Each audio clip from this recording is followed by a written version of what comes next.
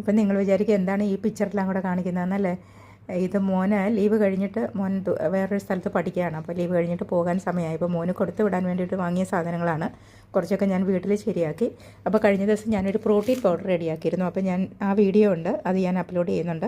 അപ്പോൾ ആ വീഡിയോ നോക്കിയാൽ നിങ്ങൾക്ക് കാണാൻ പറ്റും എങ്ങനെയാണ് പ്രോട്ടീൻ പൗഡർ റെഡിയാക്കുന്നത്. അപ്പോൾ നമ്മൾ പ്രോട്ടീൻ പൗഡർ റെഡിയാക്കിയിട്ട് ഞാൻ അതിൽ ചോക്ലേറ്റ് പൗഡറും കൂടെ ചേർത്തിട്ടെടുത്താണിത്. അപ്പോൾ അങ്ങനെ അതുണ്ട്. പിന്നെ മോന് വേണ്ടിയിട്ട് കൊടുത്തു വിടാൻ വേണ്ടിയിട്ട് ഞാൻ ഹണി വാങ്ങിയിട്ടുണ്ട്.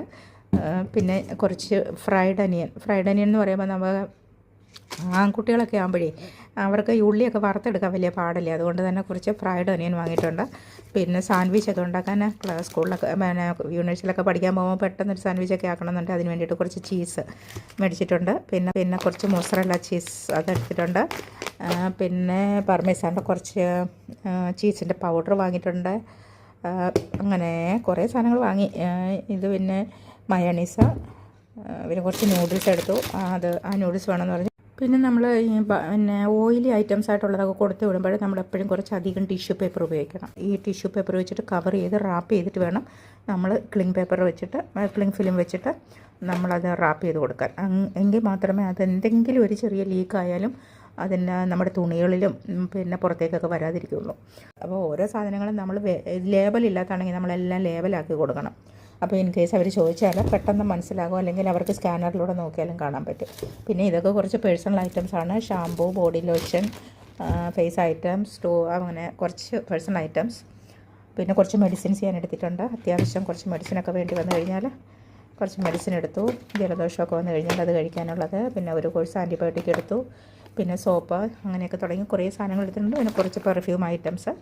ഇതൊന്നും കൂടാതെ ഞാൻ പിന്നെ കുറച്ച് മീറ്റ് ഐറ്റം റെഡിയാക്കിയിട്ടുണ്ട്. ആ മീറ്റ് ഐറ്റം റെഡിയാക്കിയതിൻ്റെയൊക്കെ വീഡിയോ ഞാൻ എടുത്തിട്ടുണ്ട്. അത് ലോങ് വീഡിയോ ആയതുകൊണ്ട് ഞാൻ അപ്ലോഡ് ചെയ്യുമെന്ന് അറിയില്ല.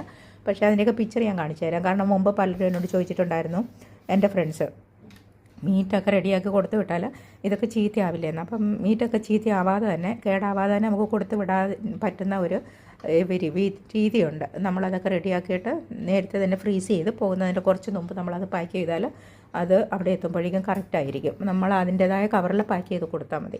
അപ്പോൾ അതിൻ്റെയൊക്കെ പിക്ചർ ഞാൻ ഇതിൻ്റെ കൂടെ തന്നെ ചേർക്കുന്നുണ്ട്, നിങ്ങൾക്ക് കാണാം. അപ്പോൾ നിങ്ങളുടെ മക്കൾ പുറത്തൊക്കെ പഠിക്കുന്നുണ്ടെങ്കിൽ അങ്ങനെയൊക്കെയുള്ള കാര്യങ്ങളൊക്കെ ചെയ്ത് കൊടുക്കാൻ പറ്റും. പിന്നെ ഈ സാധനങ്ങളൊക്കെ നമ്മൾ ഇങ്ങനെ അങ്ങ് കൊടുത്തു വിടാൻ പാടില്ല. നമ്മൾ കൊടുത്തു വിടുമ്പോൾ നന്നായിട്ടത് പാക്ക് ചെയ്ത് റാപ്പ് ചെയ്ത് തന്നെ കൊടുക്കണം. അതിന് ഞാൻ ഈ ക്ലിങ് ഫിലിം ഉപയോഗിക്കുന്നുണ്ട്. ഇത് വെച്ചിട്ട് നമ്മൾ നന്നായിട്ട് റാപ്പ് ചെയ്ത് കഴിഞ്ഞാൽ അത് അങ്ങോട്ടും ഇങ്ങോട്ടും ഒന്നും ചലിക്കില്ല.